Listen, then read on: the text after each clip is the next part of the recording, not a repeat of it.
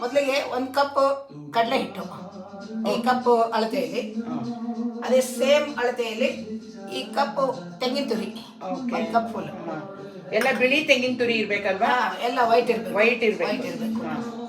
ಆಮೇಲೆ ಸೇಮ್ ಅದೇ ಅಳತೆ ಕಪ್ಪಲ್ಲಿ 1 ಕಪ್ ಹಾಲು. Okay okay. ದೆನ್ 1 ಕಪ್ ತುಪ್ಪ.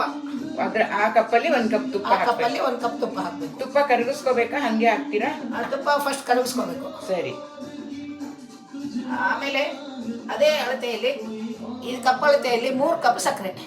ಸರಿ. ಈಗ ಎಲ್ಲ ಸೇರಿ 7 ಆಯ್ತು. ನಾನು ಕಾಯಿಸಿಟ್ಕೊಂಡ ತುಪ್ಪದಲ್ಲಿ ಫಸ್ಟು ಕೊಬ್ಬರಿ ಹಾಕ್ಕೊಂಡೆ, ತುರಿದಿಟ್ಟಿದ್ದು. ಆಮೇಲೆ ಸಕ್ಕರೆ ಹಾಕ್ಕೊಂಡೆ. ಆಮೇಲೆ ಕಡಲೆ ಹಿಟ್ಟು ಹಾಲಿನಲ್ಲಿ ಕಲಸಿಟ್ಟಿದ್ದನ್ನು, ದೋಸೆ ಹಿಟ್ಟಿನ ಹದ ಕಲಸಿಟ್ಟಿದ್ವಲ್ಲ ಅದನ್ನು ಸೇರಿಸ್ಕೊಂಡೆ. ಎಲ್ಲ ಸೇರಿಸ್ಕೊಂಡ್ಬಿಟ್ಟು ಸಿಮ್ನಲ್ಲಿಟ್ಟು ಅದನ್ನು ಚೆನ್ನಾಗಿ ಕರಗಿಸಿದೆ. ಮೊದಲು ಸಕ್ಕರೆ ಕರಗೋವರೆಗೂ ಸಿಮ್ಮಲ್ಲಿಟ್ಟು ಕರಗಿಸ್ಬೇಕು.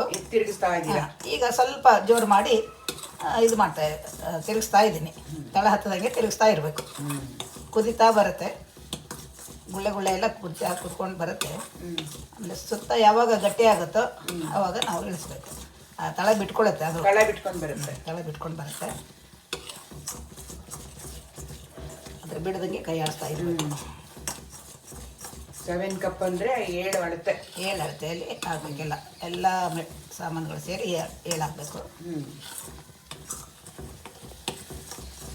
1 ಕಪ್ ಕಡಲೆ ಹಿಟ್ಟು, 2 ಕಪ್ ಸಕ್ಕರೆ, 1 ಕಪ್ ತುಪ್ಪ, 1 ಕಪ್ ಹಾಲು, 1 ಕಪ್ ತೆಂಗಿನ ತುರಿ.